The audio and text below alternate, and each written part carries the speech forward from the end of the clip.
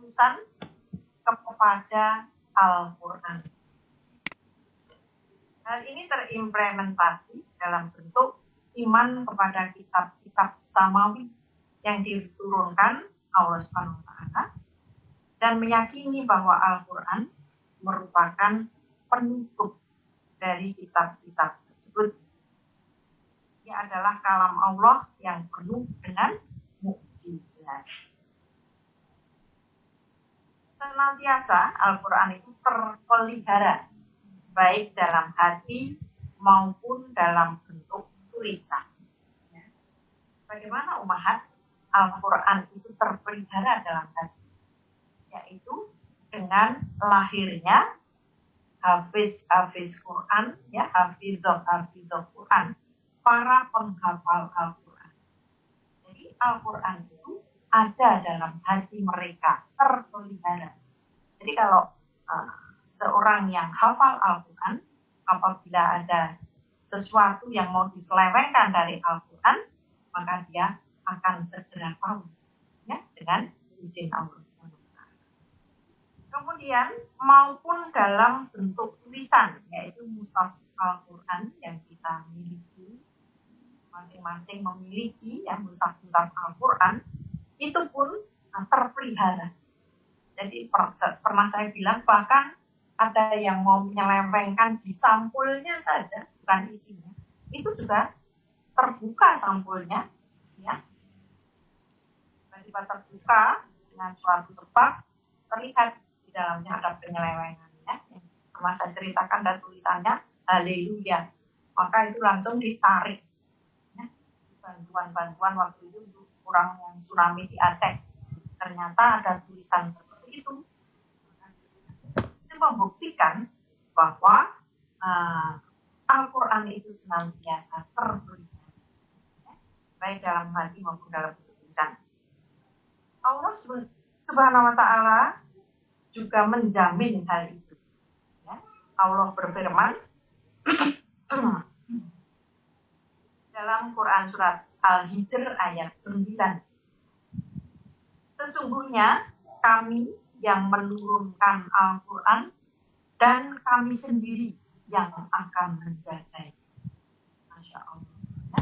Maka betapa ya, kita bisa sangat mengagum ya, mulai dari dulu Rasulullah SAW diutus, kemudian berikutnya Khalifah kemudian membuat mushaf sampai sekarang itu masih asli sama dengan saat waktu dituliskan.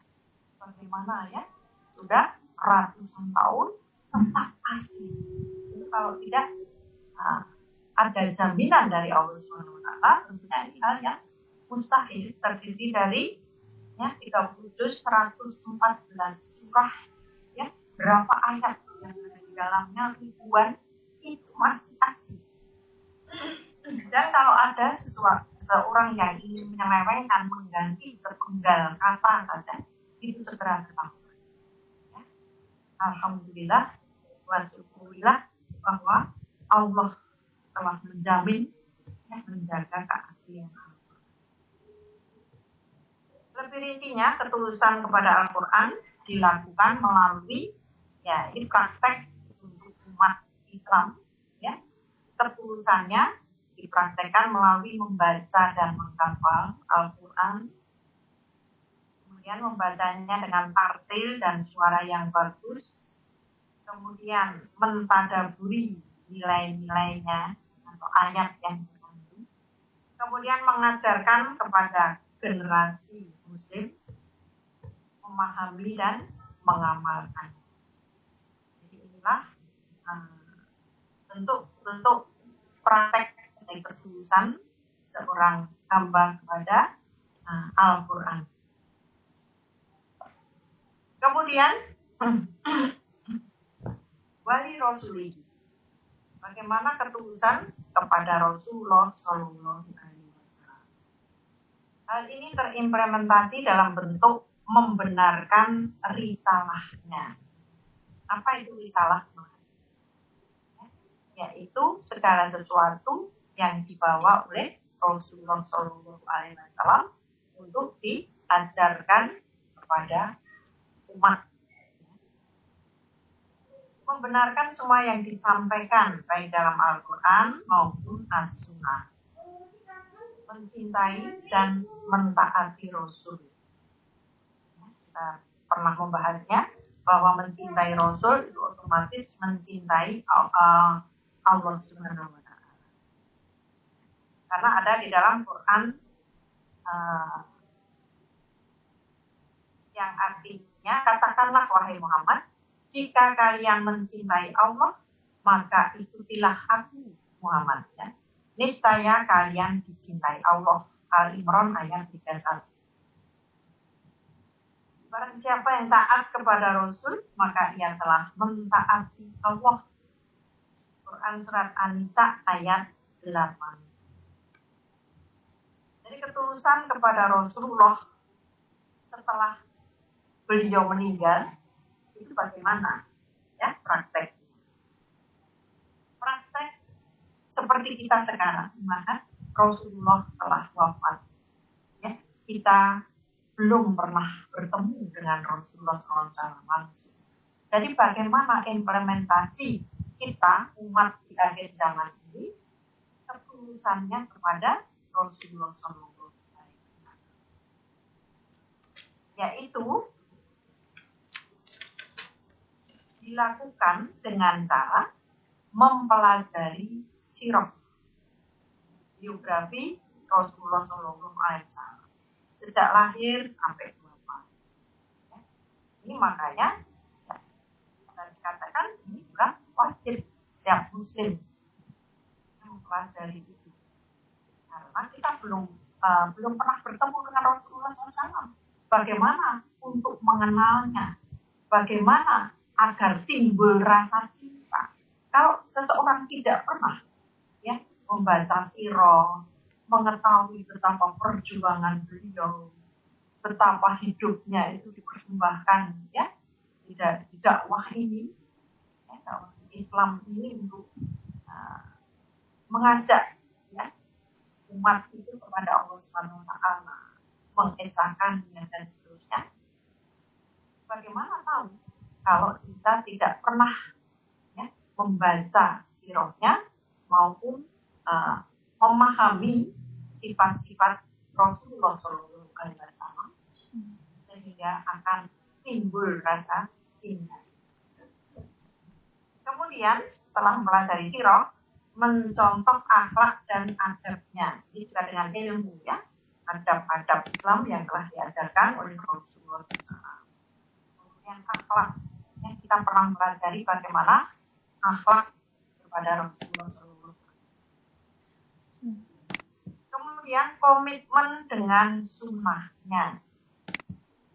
Masya Allah, untuk komitmen dengan sunnahnya di saat sekarang ya perlu ekstra, karena banyak sekali masyarakat sunnah beliau sudah ditinggalkan, diganti dengan cara-cara hidup kaum lain, ya, maksudnya selain kaum Islam, umat Islam, ya, cara-cara hidup mereka yang diadopsi, sedangkan sunnah dari Rasul sudah ditinggal.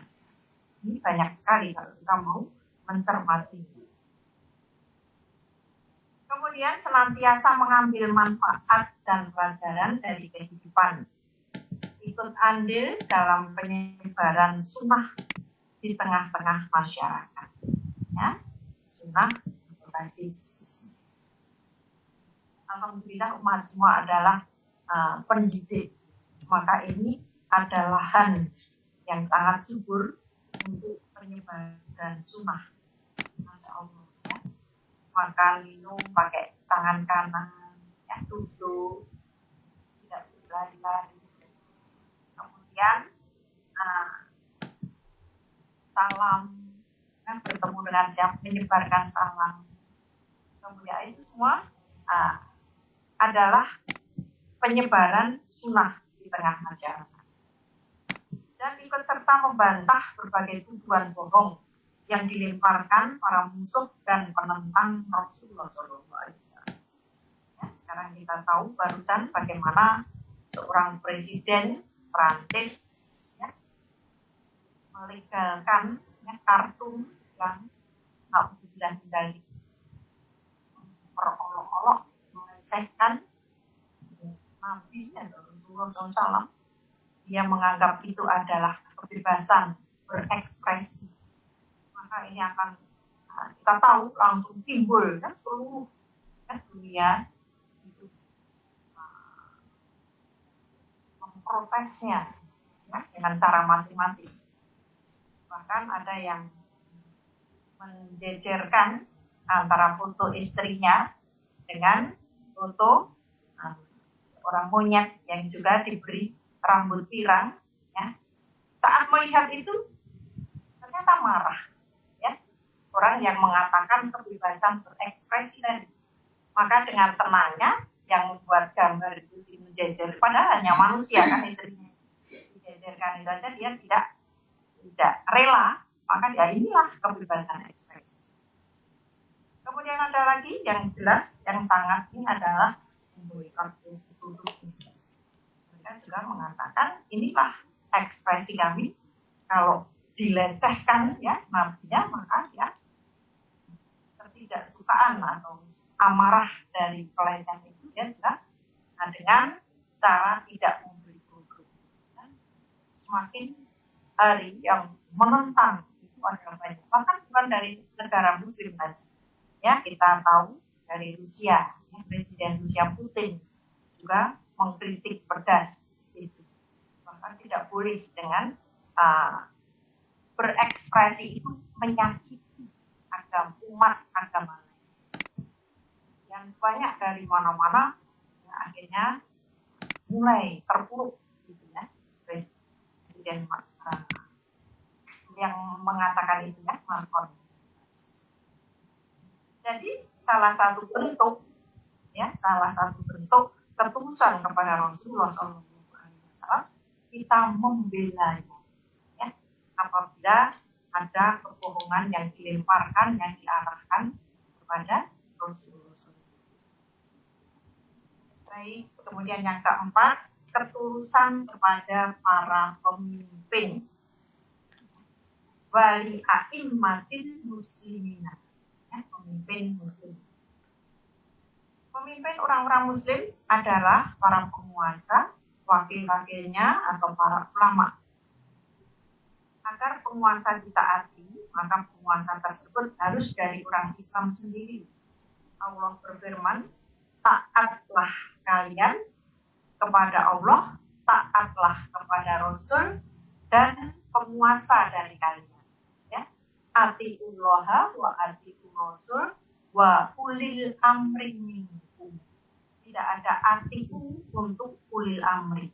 Artinya taat kepada pemimpin itu ada batasnya, yaitu saat pemimpin itu juga taat kepada Allah, ya, tidak menerjang syariatnya, maka kita taat. Tetapi apabila sudah dia menerjang aturan-aturan Allah, syariatnya tidak dipakai, maka tidak wajib mengikuti. Ya, itu dengan adanya redaksi tidak ada kata atiku pada ulil amri ini. Ketulusan kepada pemimpin adalah dengan menyukai kebaikan, kebenaran, dan keadilannya. Bukan lantaran individu. Juga karena selalu melalui kepemimpinannya, kemaslahatan kita bisa terpenuhi. Kita juga senang dengan persatuan umat di bawah kepemimpinan mereka yang adil dan membenci perpecahan umat di bawah penguasa yang semena-mena. Ya. Dalam hal ini, sebagai rakyat atau sebagai umat pun, kita juga tetap ya, memegang teguh prinsip-prinsip syariat Islam. Ya. Kalau memang pemimpinnya ini baik, adil, bagus, didukung. Tapi kalau mereka semena-mena, ya, menginjak-injak hukum Allah, dia buat hukum sesuai hawa nafsunya, kita harus berpasti. Berpasti di sini tidak mengikuti apa yang diperintahkan yang itu membawa kerusakan. Ketulusan kepada para pemimpin juga dilakukan dengan cara membantu mereka untuk senantiasa berada dalam rel kebenaran. Ya. Mentaati mereka dalam kebenaran, mengingatkan mereka dengan cara yang baik. Karena tidak ada kebaikan masyarakat yang tidak mau menasihati penguasanya. Dan masyarakat yang tidak mau mengatakan kepada penguasa yang dolim dengan terus terang, Anda dolim. Juga tidak ada kebaikan penguasa yang menindas rakyatnya dan membungkam orang-orang yang berusaha menasihatinya. Menutup telinganya rapat-rapat agar tidak mendengar suara-suara kebenaran. Dalam kondisi yang seperti ini, yang terjadi justru kerendahan dan kehancuran.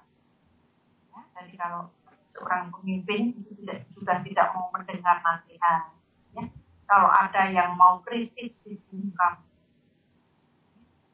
masukkan penjara dan seterusnya. Nah, inilah yang akan terjadi, kerendahan dan kehancuran. Ini sangat mungkin terjadi jika masyarakat Muslim telah menyeleweng dan jauh dari nilai-nilai Islam. Jadi ini juga ada keterkaitannya. Ya. Jadi kalau ada pemimpin yang menyeleweng, umat Islamnya diam, tidak mengingatkan, itu juga tidak boleh seperti itu. Ya. Tapi di situ harus ada yang mau memberi.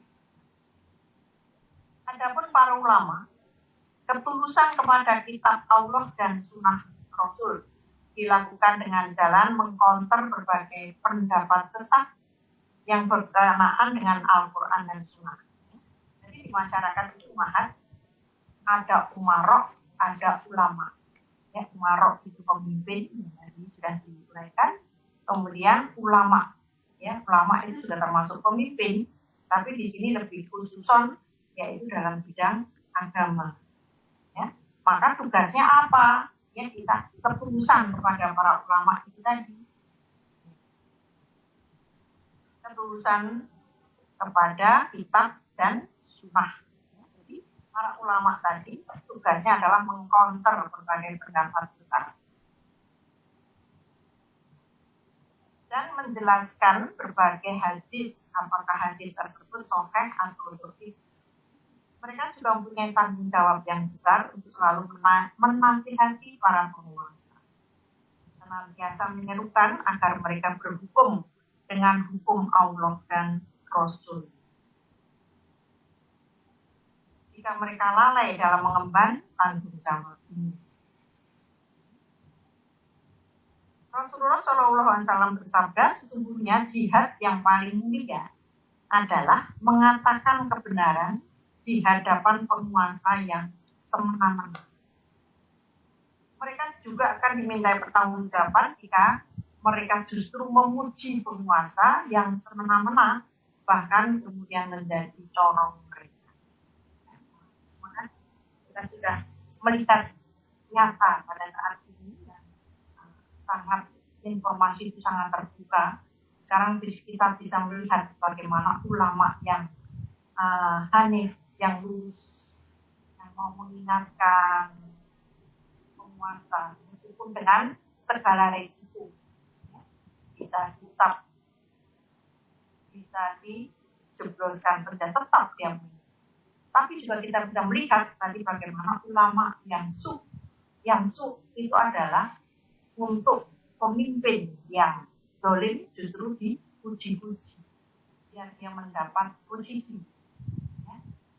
Kemudian juga malah justru ulama masuk tadi menjadi corong atau itu menyiarkan apa-apa yang diinginkan oleh pemimpin dan dolim tadi. Ya, sebagai corong ya. Dengan label ini dari ya, untuk kita ini.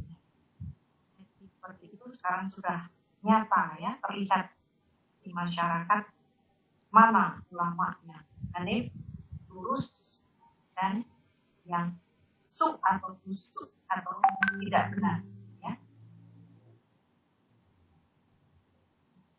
Baik Mahat, itulah tadi bagaimana ketulusan kepada para pemimpin yang diajarkan Islam. Dan yang kelima, ketulusan kepada kaum muslimin ya. Wa amatihim ya, amah itu umum ya, kaum muslimin secara umum. Ketulusan kepada kaum muslimin dilakukan dengan cara menuntun mereka kepada berbagai hal yang membawa kebaikan dunia dan akhiratnya. Sangat disayangkan bahwa kaum muslim telah mengabaikan tugas ini. Mereka tidak mau menasihati muslim yang lain, khususnya yang berkaitan dengan urusan akhirat. Nasihat yang dilakukan seharusnya tidak terbatas dengan ucapan, tapi harus diikuti dengan amalan. Dengan demikian, nasihat tersebut akan terlihat nyata dalam masyarakat muslim sebagai penutup keburukan, kelengkapan atau pelengkap kekurangan, pencegahan terhadap bahaya, amal ma'ruf nahi munkar. Kemudian juga kasih sayang kepada yang kecil, kemudian hormat kepada yang besar. Kemudian ketulusan kepada kaum muslimin itu juga wujudnya adalah menghindari penipuan dan kedengkian. Ini juga untuk ketulusan, tidak boleh sesama muslim itu menaruh dengki, dendam, benci. Inilah yang akan merusak dari ketulusan itu. Maka ini tidak boleh. Kemudian menipu, culas kepada sesama muslim itu juga merusak ketulusan. Maka itu juga tidak boleh dilakukan kepada sesama muslim, bahkan pada non muslim pun seorang muslim tidak boleh seperti itu. Itulah bentuk ketulusan kepada kaum muslim. Baik, Mahat, masih ada sedikit beberapa, tapi yang paling penting adalah itu tadi, untuk menguraikan dari agama adalah nasihat. Baik, sampai di sini silakan apabila ada yang mau menambahkan atau menanyakan.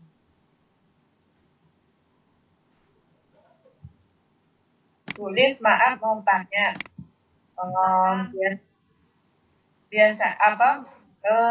Biasanya kalau orang Jawa itu kalau mau ada acara itu manggil pawang hujan. Berarti itu juga tidak boleh ya, Ustazah?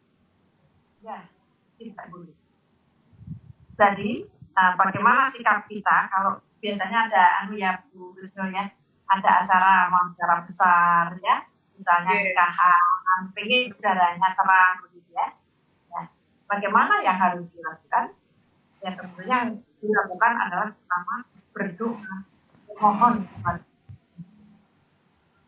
Kemudian kalau sudah memohon, kemudian kita juga tahu ada yang upaya ya, sebelum ada perhelatan, dia memperbaiki amal soleh, misalkan sedekah kepada yatim piatu, bersedekah ya, itu untuk kebaikan yang dia lakukan sebelum ada hajat yang dia inginkan. Tentunya tujuan kita buat amal berbenah, memohon pada Allah, kemudian tawakal Allah, menyerahkan Allah.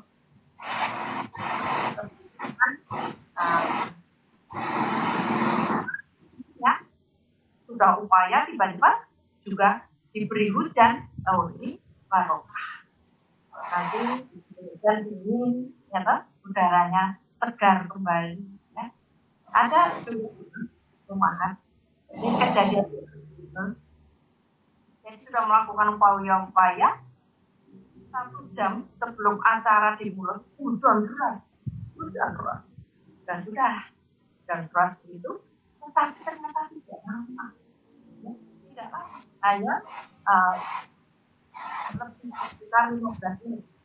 Sudah itu berhenti merangkul, masya Allah, ya, yang berdebu polutan di udara itu kan turun, udaranya jadi sejuk, tamunya juga banyak sesungguhnya.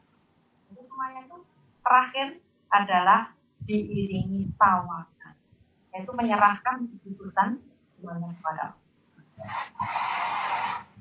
Itulah proses itu yang telah dilakukan itu juga akan mendatangkan makna. Tapi kalau orang yang mencari jalan pintas, ya, takutnya juga akan mendatangkan ini. Jadi tadi kok sudah mendung ya, terus sudah kemudian itu keyakinannya sudah fisik, bahwa dia keyakinannya sudah belok dan yang menghentikan kita itu semua. Kemudian, nah, tiba-tiba kita nggak tahu, tiba-tiba hujan dan seterusnya. Tapi dia sudah dalam proses melakukan itu, dia sudah melakukan pelanggaran. Saya tambahin lagi ya Bu Husnul ya, itu juga terjadi pada teman yang ibadah haji. Yang mau berangkat ibadah haji, kemudian dia pengen, ya Allah, saya pengen nanti di sana itu full ibadahnya, jadi supaya tidak haid, gitu ya. Nah, kemudian ada dua orang yang berbeda sikapnya. Yang satu bagi kita resek obat untuk mencegah yang tidak haid. Yang satu ya tawakal Allah, dia menggunakan yang memberikan kepada Allah, yang menghentikan kepada Allah. Saya mengucapkan kita, tapi saya serahkan. Dia tidak menunggu. Apa yang terjadi? Waktu di sana, yang menunggu, Masya Allah, terus. Jadi otomatis sudah nggak bisa, sholat nggak bisa, tawaf nggak bisa, cuma kemudian, Masya Allah, yang bertawakal pada Allah itu terus ibadahnya selesai sampai saat mau perpisahan baru mau naik itu meninggalkan waktu itu Madinah, itu dia baru mendapatkan. Itulah apa yang ada di situ akan lebih menebalkan keimanan bahwa kita harus tahu tidak boleh mencari jalan pintas dan tidak. Dan satu lagi Bu Lis, misalnya nih kita bersedekah pada ini yatim piatu, terus kita minta ini minta doakan anak itu gimana Bu? Misalkan gini, ini le buat beli jajan, doakan sambil ngelus kepalanya kan, doakan ini ya Pak Poh rezekinya lancar gitu, gimana Bu? Bolehkah? Ya baik, jadi itu sebenarnya dua hal yang terpisah. Yang pertama memberikan sedekah, itu awal niatnya juga harus diluruskan ya, memberi sedekah kepada anak yatim. Pertama saat memberi itu diluruskan dulu. Kemudian kalau sudah itu betul-betul karena Allah SWT, kemudian kita juga tidak tahu doa itu dari mulut siapa yang diijabah oleh Allah SWT.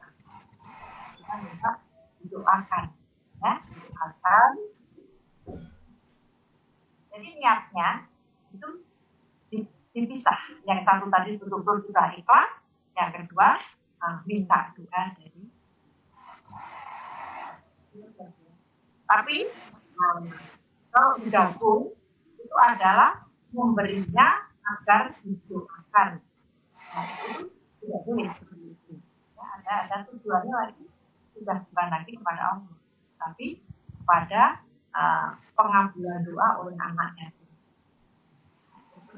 sumber dari dulu. Masalah amal hati. Nah, contohnya lagi yang jelas itu ini. Yang pernah ada yang mengajukan, silahkan Anda sedekah mau berapa 1 juta, nanti akan dilipat gandakan, ya toh? Kan bisa 10 sampai 17 kali saja, nanti akan mendapatkan 10 juta. Nah, kalau niatnya saat memberi itu ya nanti akan dapat 10 juta. Niatnya dapat 10 juta. Nah, itu sudah bergeser. Ya, dia tadi Allah. Jadi, mau dilipat gandakan berapa itu, kalau yang namanya ikhlas itu berserah pada Allah. Bahkan tidak kembali lagi ya, sedekah 1 juta rupiah itu nggak dapat uang rupiah. Maksudnya dari mana-mana kok sepi ya, ini kok nggak ada yang datang 10 atau 20, nggak ada, kosong ya. Nah, itu niatnya tadi. Kalau niatnya karena Allah Subhanahu Wa Taala, betul-betul ini sudah tercatat dan di sisi Allah nanti ada balasannya. Tetapi kalau yang niatnya karena pengen balik pasti kecewa, ya kan? Contohnya 40 lipat dan terus ini kok kosong, nah, jadi niat harus tetap hanya karena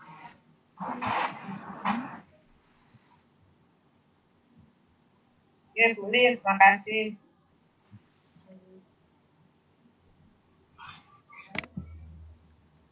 Kalau memang sudah cukup, saya kembalikan pada MC.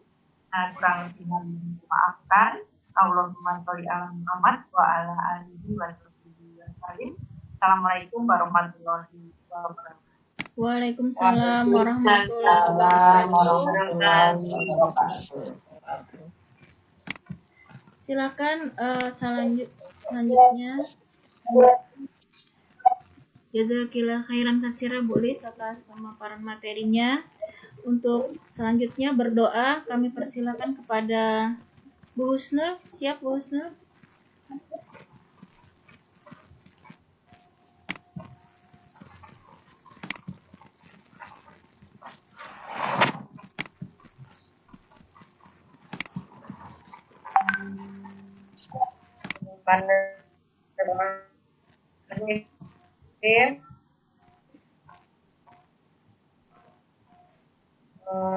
Aduh, sebelum doa dimulai kita mau membaca umur kitab Al-Fatihah.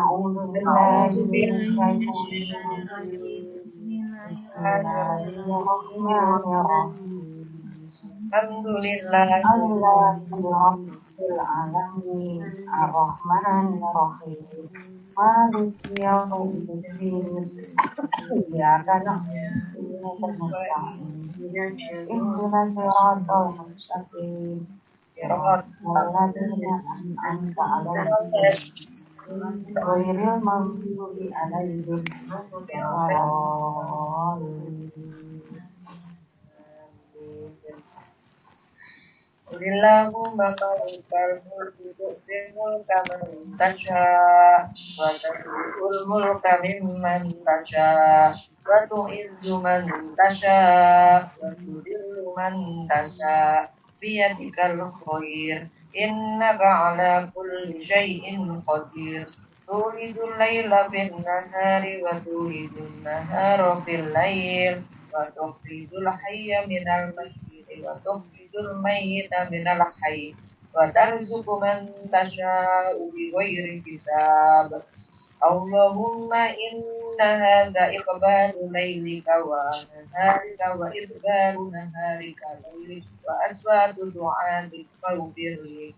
Allahumma innaka ta'lam anna hadhihi al-qulub qad istama'at ala mahabbatik wa taqat ala wa tawakkadat ala da'watik wa tawakkadat ala nusrati syari'atik Fawassikillahumma rabitaha wa adil murtaha wa sahibulaha wa ta'hamil alladhin la yahdu la yahwas wa sudurha bi faidil imani bi wa jamilit tawakkul alaik wa ahliha bi ma'rifatik wa aminha ala jahadati fi sabilik innaka ni'mal maula wa ni'man nasir.